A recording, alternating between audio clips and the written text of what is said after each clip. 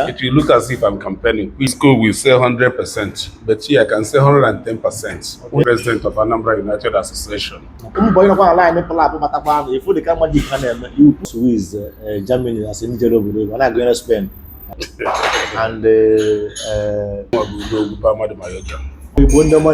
welcome, ladies and gentlemen. Today I have someone so special.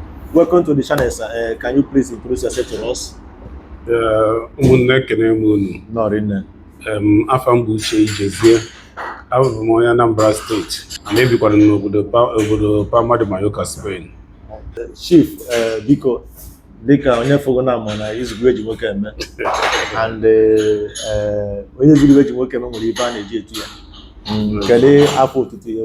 when I tell my I've been a Palma de Mallorca, how more will go Palma de Mallorca? Okay, that's no can it. ONOWU, right? Yes. ONOWU, not in there. No.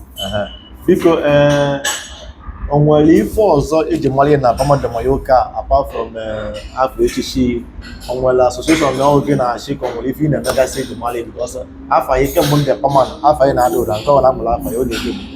So when you the Magasali, what else what do you like? Actually, yes, because able to take over when I in a Palma de Mallorca position as of now, I'm with the president of Anambra United Association here in Palma de Mallorca. That's good. And the former financial secretary, Igbo Progressive Association. Oh, that's good. Here in Palma de Mallorca. Now, since you've said something about the Igbo Association, currently you're not among the executive at the moment, No. right? Okay, if it happens that you have an opportunity to be the president of Igbo Association here in Palma de Mallorca, what do you think you will do different for the current president?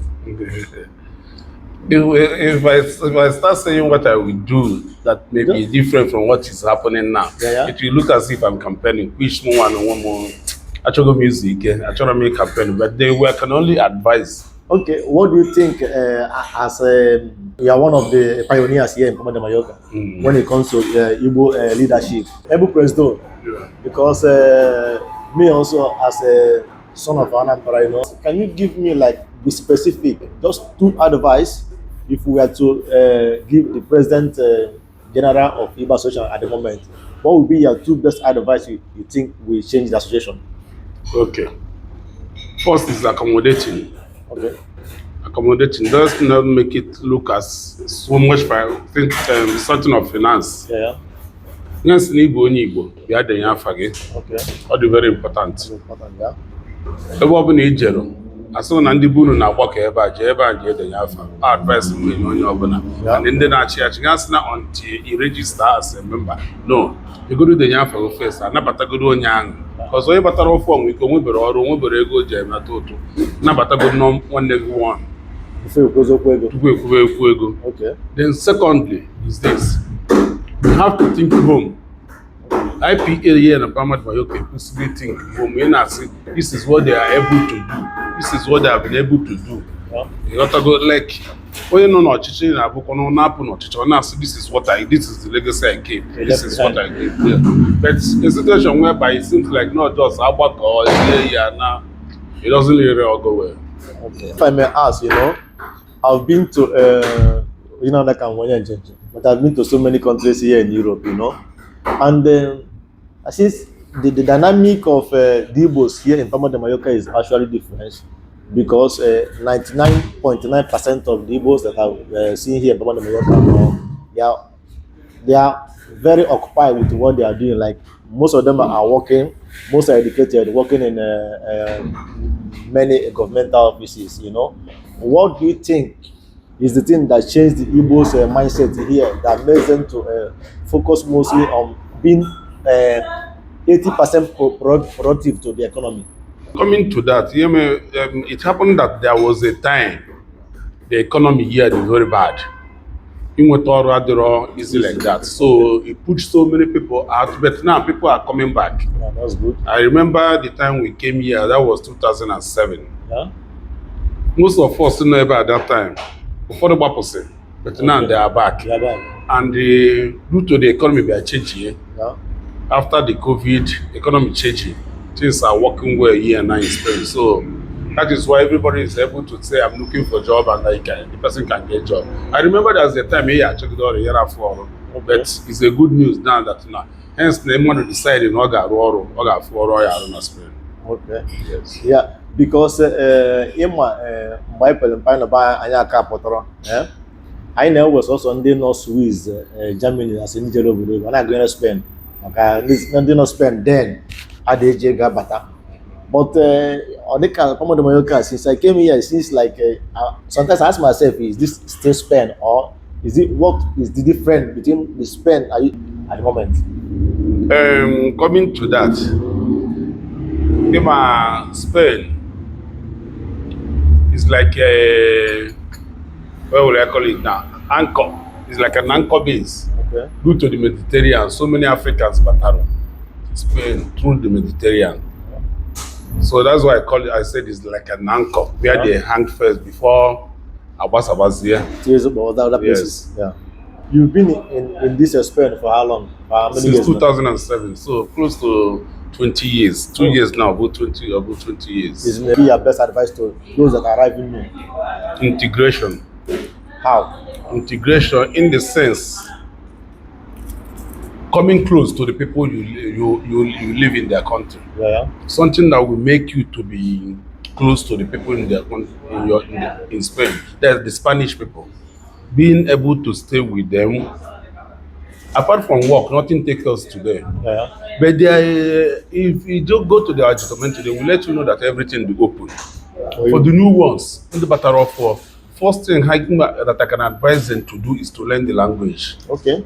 Very, very important. And when you sorry to cut it short, and the language course actually here is free. It is free. Yeah. That's why I say when you go to the adjustment, they will offer you so many things free. Yeah. If you say you want to learn the Spanish language, even skills, they offer the job freely. Even to be electrician is free. To be an electrician, whatever you want to do, you go and learn it. So it is us. But the pressure then the pressure of okay, over here go Spain, they will start calling you, calling. But how more no onye anu batara bataka jikuru ofuku we kworo. Exactly. Ofuku ko jikuru no okusibere ike. But I cannot blame them because Africa, you know what is there and what when so over they go Spain, they will start this stuff. But what I can advise, whoever that is possible for, hence you come here, go to Ayutamento, enroll yourself, register yourself. In 2 years' time, you will see the difference. You will start specifying. You will see the difference. All those things that you thought that your mates are doing by one way or the other, you will still do it. It's all a matter of time. Yeah, but part of the pressure is also some of the guys that lives abroad and normally consume in during a festive period. The kind of things they manifest, the kind of lifestyle they showcase to those ones back home, sometimes put more pressure. Because I could remember in 2003, I was still doing a boy, right? I was still doing boy that then in the north. I know boy na kind of statement that I drop. Anacha Christmas nata. Amalumado ne form, which is true because Anacha Christmas sound boy ana la pondo gala we can win about a month 15 na Libya. So part of us because boy no kwa line people up batakwa if they come magic and you push you to like that go. Is this is what I would call expectations. Yeah. You are not competing with any person, but when you're not going on your floor, you're not going now. Why ask one can even check on but this is the right thing. But if I can get if my junior brother come here now, I know he will listen to me. I will say, take it this way, do it this way, do it this way. Person better I'm going better under 1 year and camera. Say a change. Relax. No slow and steady. No okay, slow meet you up. Onye gwaro no, you go quiet again. Onye we go n'egwu. Yeah. So what is the two factors that you think is the biggest setback when it comes to development here in Europe for us Africans? Development. Yeah, like self-development, making money. What do you think is the two setback? One of the two factors that can set you back, like. Okay, that is the. What you also do to do? I will be organized. Yeah. You are allowed to go and register yourself. Okay. After that, what the person now have to seek is having the residence paper. Yeah. And though you go way better, I didn't okay, you come and you register with them that you are there. Yeah. It starts showing that you have been living here. In a one system, yeah. The system is showing that you are there with them. And after 1 year, the laws have changed. Even after 1 year that you come into Spain, now you can apply for residence permit. Okay. They can give you that you can use to go and work. Or another one, they can give you another paper which you can use to, and learn whatever you want to do, which is very, very good. Now, for those that want to leave Nigeria to Europe or to travel to any part of the world, how important do you think a skill is, like learning handwork? How important do you think it is? In school, we say 100%, but here I can say 110%. Okay. When you skill be ever any part of Europe, it's a hot cake. It's a very good thing. Skill, Amaka.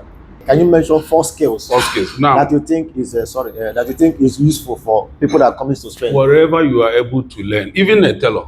Okay. Yeah.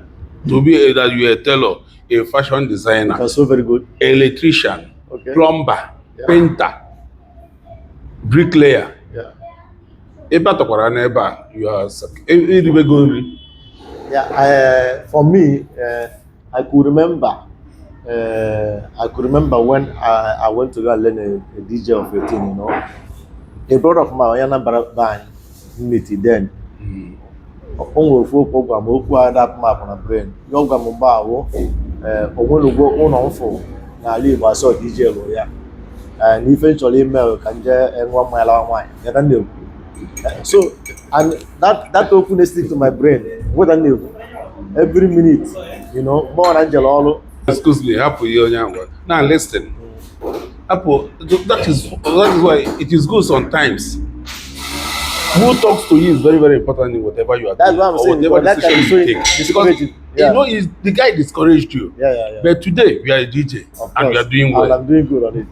Kubana, they came here. You played the music that day. Yeah. Are you not excelling? What is he doing that you have not been able to do? Exactly. That is the thing. There's nothing you can say that don't worry you have. No. No knowledge is a waste. And again, another thing important in Europe, you know. What do you think about associate your cycle, you know? Because when for one of my chairman, if you can make him or break him, we speak on associate, not it very is important. True. So what do you think about that? It is true. If I told you for 50% that now, what you will be decides on the person you enter through. Exactly. Whatever they are doing, there is every tendency you will start doing. You will start from that one, yeah. That is true. Yeah. But at the same time, ima that na Igbo turu inu so that onye mu ofu ụzọ nwere ụzọ amara ụzọ ya ka gị na ha na-aga Oliver Duko okokoro egwu so that ọkụkọ na-akpa nri anya uhe akpọrọ ya ọ na-eme but ka onye a na-aga ka uche ya ga-adị ya na ị na-aga ụzọ a today na-aga everyday na-aga everyday does not mean that tomorrow you will not try another way. Exactly. If you see what those people you met are doing, okay, you can always seek somewhere else. Okay. You can always go and do something, many things. You know, nobody can force you. But this is one thing about Europe. And I said that the secret of Europe remains in Europe. Yeah. It is a self-decision. Whatever you decide is what you will do. Nobody will force you. That's the thing. Okay. At what point do you sit down and say, okay, now this is the channel I want to follow, so I can set up myself, my family, and other things? At what point? Because you know, when you come that first time, you have a lot of challenges, documents, a lot of advice, a lot of maybe some problem with the law, you know. Something like that. At what point do you sit down and advise yourself? Okay, let me be truthful now. Okay. Very truthful. 80% of us, battery Europe, our first money I ain't battery. Yeah. I use the offer. Yeah. It doesn't happen. You may be disappointed. Then you come back. Second missionary journey. Exactly. On can you do about? Can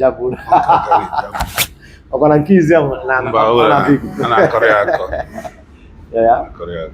So now one maturity. Yeah. Is what can as well make you. Imagine that he can't hear the before and there was here. Exactly. He also do so a barujeba but what can that's when he can about Exactly. And that is the age I know now. Okay. Many things they were in 2009, 2013, I cannot be able to do. Normally, yeah. Exactly. Yes. Okay, Emma, being someone that is already in the system, you know, how important you think it is for people to actually go to a registered advocate like barristers to take advice based on their documents or their staying here in Europe? Because let me say, why I ask this question is this: I had a problem in Madrid, which would have been solved under a blink of eye, but that problem took me for more than 6 months because I took advice from people in the back, you know. Well, it was at late moment that I was able to go and meet a proper lawyer, and it was like, this is no case, but you've destroyed because you've passed the time of you passed limitation. Now you have to go different process. This is why I was in the model. Yeah. And when you're going to be so seek advice from you, why is you? Okay. You know why I tell you this? I remember when I'm about to renew my first residence paper after the 5 years expiration of it. Yeah. Na back and now address said about onye akọrọsị na onye akọrọsị na onye akọrọsị onye akọrọsị na. Yeah. One lady anyị na-akpọ nne nwa m ahụ sị m ọkpọ m uche ya ọkwa ị gara school. Yeah. Gịnị ka ị na-egere ndị kwak lọya si adịjụrụ na baa niile ntị gwere ụkwụ gaa na extrahero ịjụọ ha ajụjụ na a na-eme ya eme ndị ka onye awụ mmiri ọkụ onye awụ mmiri oyi nnata si na ọkwa eziokwu. Because whatever you want to do, there are requirements for it. Exactly. Go there, ask them what does it require. One day, man, I got there. Oh, this is something I wanted to spend about 1,000 something. Yeah. Got there, ask them my apartamento, okay, my Nigeria passport, and my residential card. The expired one.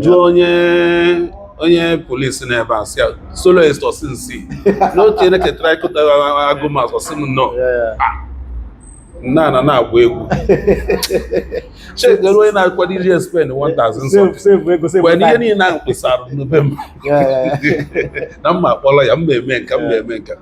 I went there, I asked, they said this is just the 3 things I need. Okay. 3 things I put in before time 90 days like they say.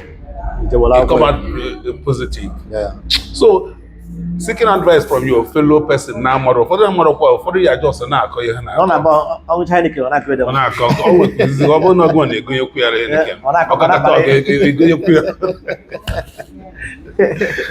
So, another thing is this: you are the current president of Anambra Association here in Mallorca. You know, so as in Anambra. Can you get the best benefit if you remote as president and your biggest challenge so far? Here's the Anambra. Anambra is the most difficult state in the Igbo. Yeah. I need sick. My mom again, my boy, Anambra is. Actually, I'm not go my tenor. Okay. And I've called Bukonon for election. That's election. Only also they not know. I said na match kanka. So number. Match kanka. Like last time I met I may get together. I told them, no chaburochemo. Yeah. Somebody have to come and stay this year. Because no man not a gaka. I said na match. I put it like a joke for them. No, okay, now actually I'm trying. I know I'm trying my best. Exactly. I appreciate that. But at least there is opposite to serve his people. To serve is not easy, but even to be where mayor, those are named that respect to accord them that respect, give it to them to the full. Because him and I like today, now we're meeting now with my secretary because I'm traveling tomorrow. Okay. But all the last meeting money again were privately. Before I travel, I will make out time to have this interview with you. Okay. I will still make out time to meet him. They don't know when we work at it, but we make out time for what we are doing for Anambra people. But at the same time, what I don't like is like any of my executives, somebody talking to him anyhow. No. That's what I don't take. Okay. Because I know the effort the person is putting in that meeting. In that office. So it's a thing of joy actually. Maybe Nandi Muneme you come, they recognize as president of Anambra. You go there, recognize as president, vice president, secretary in the Anambra United Association. I recognize I go on about years come with to ego. Anyway, prestige. Nnukwu mmọnwụ So that is it. Na yobu erika. But I believe other reason one. Yeah, je mo do bad reason. But I believe with time, things will change. But the office as president of Anambra, on our call, there is some open doors when you want to go to state government. Let's assume you're in Nigeria now. You say go on our call, there is some open doors. Yes. Okay. Like when there's a property I may acquire. So to make an inquiry, when Kuna see Spain, Anambra United Association registered in Spain, they open door for us. Immediately, yeah. They open door for us. So say whatever we need, anything I need to inquiry about that we should come, no problem. No stress, yeah. It's a good thing. Okay. That's the thing. That's good. Then Mamo Kenya a controversial question, but somehow a little bit emotional question. You got to go. If we were to be in a shoe that maybe you are looking for a wife here in Europe, you know, do you think it's a good thing going with single mothers, or do you think? Here, about that, the initial when a video that just not a bit controversial. Not ever I can say we can put this single mother. But they come on watching not watching Uzo. When I don't like a watching when she and now watching. Okay. Here then I'm working never and one. Wine. Oh yeah, no. Many year garonia, Aburia, Garonia. Of course, yeah. Or self decision. You know why Abu Berry, what I go, Abu Berry, or Bene Zubu ye cobble, because all something Bible mirror then. I okay, the wine got up Ben and Anya, Jane, I am okay, Biri. But at the same time, when there is no wine, so no, I know in Europe, and I would answer, yes, and yes, and up. Yes, and we maro yoblo. Tikoni and Bereno. Obroi na gba for ogba afa. Mecha nne nna anyị ngamiri, obara anyị nwa yemi obara ajoyi. So, omina de chazo gazeri ya onoba. Na nwaanyị bụkwa ngwugwu ekere eke. Ngo etoyete, oburu naba. Then kedu filo maka ndị na-anụzi nwaanyị na ba anyị kpọkwala ha bịa here. At the end of after 5 to 6 years, the nwaanyị agbasazi ya. Then the issue Abrona Abasa, because I believe the issue Abrona Habasa, no Abasa, Chupunk and I had and Ufodo Abubana went and Boyin at their and not of Warosio, but of all yours, and they only the only point in here. And again, we can work on we look 50 something years to 60 years. I was only gave the Panisi. Again. So can you feel more about that? Because when you use youthful age, you don't know why you build wealth for the family. Now, the family want to build the wealth. Where will you go from here? Oh no, that today was working at 1 year. On Romunoku na Parliament Europe. Yeah. I have here Maria because in Nigeria, Buamuta Bakaria. Exactly. Amuta Bakaria. More of the joy when they hang out. But the two organizers are common here now, yeah. Now, okay. Got Nigeria, more Pogutega. Those years, those in the moon on the niggas warfare now, after about 10 years, 13 years. We can work in Wikago is so Maruzen or Karonka. You do that touch you. You do that touch, but now. Give us that time. What you want to do? Okay, we can choose 60. BP at all for not. I am here, Maria, but Manadia. Mara Manadia. Okay. Then again, let's assume you are 20 years again. What will be the best advice you give to yourself?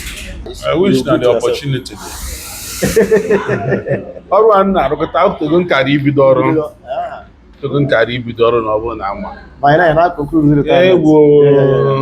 egwu ọrụ a and another thing bụ that time o take mụ ji wee nweta akwụkwọ you couldn't have taken me that time. That long. I could have gbanwe mbata nji nwa banye na system obodo make sure number in system. That is the thing. That residence stand there. Ibido ọrụ n'oge. Those two things. Yeah. Then can you feel the best way when Europe could save here? na obodo a nọ n'ime ya, like the best investment if you onye na-alụ ọrụ onye na-enweta ego n'Europe kwesịrị ime invest to grow wealth. Or you grow weight here na Nigeria. N'Europe here. You grow weight in Europe ya. Ịma na o si na city onye nọ. Yeah, let's assume Mama de Mayoka anyị nọ n'ime. Mpama de Mayoka anyị nọ. Do na ị na-ese ute ego. Ị na-arụ ọrụ. Ọ bụrụ na wine ka ị na-egotegwu, na-ebunye ndị na-eme ihe kọntena na-ere gị. Do na asị na gain ndị na-eme sị na gain adịrị ya much, but o nwere ihe dị ka plus. Exactly. It will be plus. But another thing na-emezi na some people adịghị ya bụ onye ka ị ga-ebunye na Nigeria. O nwere ike ire onye a resi ọsọ na agụọ ji wee mee nke nwa ya ji wee jebu n'ọgwụ. Ego nwoke makpute n'okwute akọbagokwa ya akọ ewee sị o wee ego ya azụ ezu iji ngwa tinyezie na bank sị ka ọ dịgodo ego na bank ịbata ka ị na-afịa n'anya. Ka ị na-afụgodo n'anya ọ ya dị there. But ịma most of us nọ here na-eme enweta ego a na-ezina ego bank a na-eme one or two investment. Kedu ife nwere ikwu about that? Sometimes ọ na-efevọ, sometimes ọ na-efevọ. Kedu ife nwere ikwu about that? Ịmara na ihe akpụ m isi ebe m nọrọ ya. Exactly. Na o nwere ihe dị ka ihe nwoke ji aka emere onwe ya. Nwere ike na-ezi n'ego si ma ero gị nke a si ma ero gị nke a mara ụdat na ọ bụrụ na ị nọ ya na ọ bụrụ na iji 2 million wee gbaa fence i were aka wee 2 million ị ya agba fence mana ọ bụrụ na ị nọrọ ihe enwe ike spend 3 million na ịgba fence ahụ ọka na ọkwa ebe ahụ o nwere ike na-eje sete pikshọ mmadụ nye gị ị na-amanye na a na-egbori fence ya but na be anyị na asọrọ nọba a na-enweta ego ifile with the best investment ị ga na-etinye ego ka ọ na-egwu oru ịgwaghị eziokwu ndị nọ na real estate ka ọ karị mma na ịnọ na be anyị just keep your ear open ịnọ ebe a nwa ahụsịghị na onwe ebe a na-ere ana na ọ pụtakwado were ebe ọbụla asịgụ na a na-ere ana iju es ọ bụrụ na ọ pụtara dice na ọ dị legal na ọ bụrụ ihe wayo buy it. Nwere ana dị n'ime ọfịa nwere ana dịkwana na city nwere mgbe ọ bụ ime ọfịa no matter of time because na ọ dị ego gị dị na bank interest ego ka ha ya etinye gị mana iji lọka igotewo a na ọnwa ebe ebe a sịrị na a na-ere ara 3 million igote ya o nwere ike dị lọki under one year ọdọbụlụ is a good business ike ọdọbụlụ karịa but just gbadoro that na ọ ga-etinye gị something. That is the thing.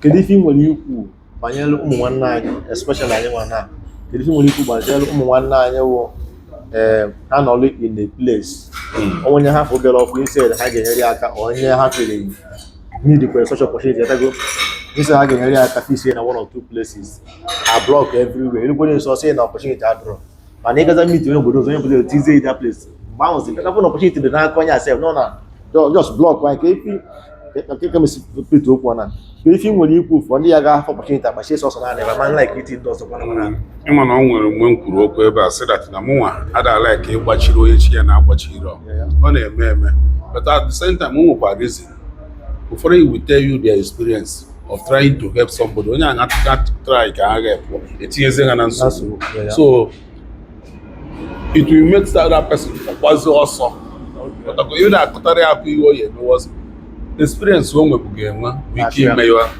with this card ya gị. That is the thing. Only one experience we were here. First, before I say this thing, we keep just for let's assume for any awful, we keep in them the best 4 cities. The money we give at this spend to survive. We are guided for new immigrants. New immigrants every year go to town. Yeah, 4 cities. Yeah, ego can show area. Of course. But I have very innocent skyscraper Jureba. The boy I beg I could name but somewhere like Barcelona. Okay. Where multi companies there by Barcelona. Then no Bilbao. Okay. Ghana Bilbao multi companies there by Ghana Zaragoza. Yeah. So is Madrid, but Madrid is too big. Too big. Depend on the guys. That is it. Onwell experience in when Madrid. We here the thing change here. I'm a full member of ASA Madrid, which is anambra State Association. Therefore, you're a member of ASA. But on a platform I here, every day, every week, Madrid send the normal opportunity to all the time. No, but I'll do it on Madrid. You know, I notice better on Madrid. Madrid is more mgbede asaa rụpụtara ala na ṅụọ mmanya aṅụcha mmanya rie nne si the jet club go that kind of thing. But ndị ọfụ ya dey opportunity to grow because all click is like click like the other name. Ka efi feel the cost and ka ife nwee ike ime to change it. As the onye nọ mmadụ nso na isi ezi ya on the Madrid ka ọ dịrị. Okay. Because long ha nwa ihe mmakwa ejego na Madrid but for the visit ha na-eme ihe click. Yeah. And then ịbata ebe ahụ ọfụọ is either they would be like to start using you as they want or they will give you back share. Exactly. But upon some people are going to ha kpọọ gị na phone jụọ ebe ha na-asị na nọ Madrid isi ya gịnị ka ọ na-eme ọsọ na ọ bụ ihe ọ na-eme isi ya gba tiketi bịaba side a because ọ bịa ebe a ọ ya afụnata ebe ọ ya ebido. Exactly. That is the thing. Because ị ma na o nwere one thing dị here now. Here anọghị here nwee 10 friends at the end of every season at least 9 ga-alaba anyị. But Madrid then nwee 10 friends at the end of every season o nwere ike ọbụla ofu onye ọma nna bịa ndị ọzọ na-akwa gosi to me had them off that's my own conclusion o nwere ike ọzọ prove wrong because ofu isi a na-emere ọfịa na anyị ncha na-eme anyị na-akpọ family at the end of the day ọ bụrụ na ọsọ gị ọwụ onye aka da if the go anyị ma ego anyị nya from adịmafụ stomach infrastructure as an investment. I see growth more as an investment. Otu esi ebi ihe ahụ ọlụpụtala ozugbo a na-eshi ya information na ọnwa ebata ọfụ na-emere ụlọ eshi information ọnwa ebata ọfụ na-emere ụlọ atụalụ nyere ya aka ozugbo onwe ebe ọ ga-anọ. That is the best thing mfụ na-eme na this Mallorca. But for anyị nwa nọ na this Mallorca na o nwere something na-eme ihe anọgo mmeni Europe si ya aga mebi ọnwa onye be anyị nwụọ aga ekwu na nwa ya oke mọ Mallorca even ndị anọ na meeting nwụọ a na-ekwu n'afọ ka ifili kọsụ ya ka ifili ndị be anyị ji nwee ide obi anwa iji si na ha nwere ike lapụ nwanne ha behind. Ikwu eziokwu Mallorca anụ nwaanyị na eji ekwu okwu anywhere eji Mallorca ekwu okwu because Mallorca dịka onye aghara nwanne ya and Mallorca believe na isi nwa onye Igbo ọ dị atọ na mba. Ọ bụrụ na o nwebere onye Igbo enyi n'iro n'outside an Igbo o nwere but na nke Mallorca afụnubere m because we come out together and Mallorca na-anabata ndị ọfụọ ịbata na tebụl kịta anụnwa gosi ọ bụrụ na ndị ochie nọ kpote mmanya na onye batara ọfụọ nwere ike ọ bata okene ekene o were mmanya a na-anabata ya ruto gịnị ha nwere obi onyinye and ọ bụ ebele gwa m na-etu aka Chukwu sikwa enyekwa ha. That is the thing. Onye na-enweregodo ọrụ pụtakwuo na ọ na-achọ ọrụ 3 days akpọ call ọ sị na o bidogo ọrụ which is a very good thing. Very good. Yeah. Kedu ife ka device inwe ike inye ndị a na-ama oke ife ndị na-eme gbado anya ya ndị nke na-adabalụ mmadụ mana ọ mefa na arọchọ ka mmadụ bịa si ya ndo mmadụ bịa weta enyi ya maka ụmụ ndị nọ hie ịkụ ekwu enukwu ekwu na ha ma mpụtara yatago mana mmetụ ya na-arụ ọkpọbazie gị nwa na build chagbo brinji gị gbatazi brinji anyị build ka ọ step on mesa zoom na inwe fresh inwe klik ọzọ ịkpatara ya klik aga na eri ya ya tụọrọ ihe ego sọpọtụ anya mana mgbe ọ na-eme ndị ọzọ ọ napụtara ọ dị too busy ego nke ya si agbado anya nke ndị ọzọ nke dị mma oli kedu ife inwe inye ndị na-ebi dị ndụ ahụ ofu okwu ahụ a na-ekwu na ndị oke amamihe ịma na every 12 there must be Judas. Of course, yeah. Mgbe ọ bụ na ha tikwara mkpu bịa a ga-ege ha ntị mana ọ ya emezi ifere ya emezi ya because na ihe a na-atụtabụ enye ndị ọzọ abụrụ ihe a ga-enye ya. Of course, yeah. That is the thing. Ike onye ji ama ka anyị ji wee makwara onye ahụ because na ihe eme ihe ụmụnna gị ma ama na ndị ahụ ha makwa anyị chebiri onye ahụ ụbọchị nke ya na ọka ihe dị. Then o nwere ife m chọrọ ikwu this one na gbasara gị nwere tego because mgbe m bịara ọfụ na this Mallorca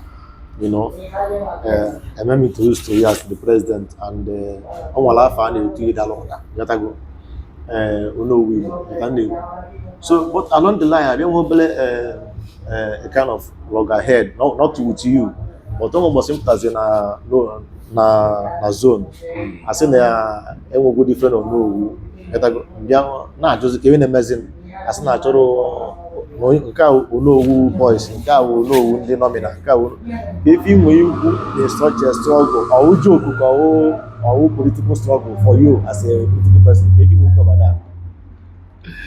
Ee, gịnị ka m ma akpọkwara ya nụ? Mụ na a na-akpọ m Onowu. Ejiro m ego goro ya. Okay. Nghọtago n'afọ na o ruru m wee nye m ya. Na mgbanwe m nakwarụ n'Onowu, nwere mgbe m ji wee sị onye ọzọ aza na Onowu. Yes, sir. That is one thing. Mana enyi m nwoke bụ Shaggy onye mechara sị na ọ na-azụ Onowu, mụ na ya na-afụ ọ ya etukwa m Onowu, mụ wee tụọ ya Shaggy. Anyị ejiri ese okwu, nwere onye ewere Onowu kpodo m sị na ụmụ ya na ọsọ ọsọ ya So okwu na o butere esemokwu, ọ yi nwoke ka ọ bụ. Then asị ikwuo na gịchịkọta Pama de Mallorca anyị nọ n'ime ọnụ, kedu ka ị esi kọwa ya onye n'aka abịara Spain before iji ghọta Pama de Mallorca? Just ịkọwa dị Pama de Mallorca chịkọta ya ọnụ ma ndụ a na-ebi n'ime o ma ọrụ a na-alụ ka improvement ndị mmadụ na-enweta na family ọ dị sinsi ghọtago ma ịzụ ụmụazị that kind of thing, just ka ọ gwụdị na atụpụrụ oge ọ na just chịkọta Pama de Mallorca ọnụ. Ịchịkọta Pama de Mallorca ọnụ bụ first of all ịchịkọwara mmadụ Pama de Mallorca ihe gwụ ụzọ gwa ya nọ an island. Nwa mmiri gbara anyị okirikiri ebe a, Mediterranean Sea gbara anyị okirikiri. Ndị ọrụ akasị arụ ebe a bụ ọrụ hotel ka ọsọ tourist zone. A na-enwe ma ndị tourist guide adị nne ebe a. Pama de Mallorca, every part of Europe, Africa bi ebe a, and the South Americans bi ebe a. The people must kasị in number of Nigerians ihe kasị, followed by I think Senegal, yeah. You know. Then Morocco are the second citizen of Spanish in whole. So Namaka, na if you know history, everyone was formerly Morocco. They were conquered. Yeah. So and can have no second citizen. You don't compare them with another people. But as immigrants, the highest number of people in wherever, apart from Morocco, is Nigeria, followed by Senegal. That is it. So, and Oracas on Aruba, like I said, about hotel jobs, due to hotel, and all one Arukeba and Abuba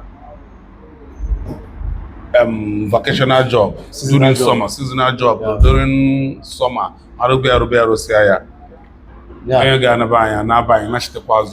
So if you na-akọwa na onye bi obodo a, you know, ga-enwe efe and space manage ya binolo onwe ọfụma ihe ebe ka 8 months gochala ọrụ ọfụma nakwa baya nakwa 3 months natakwa ọzọ. Yes. Okay.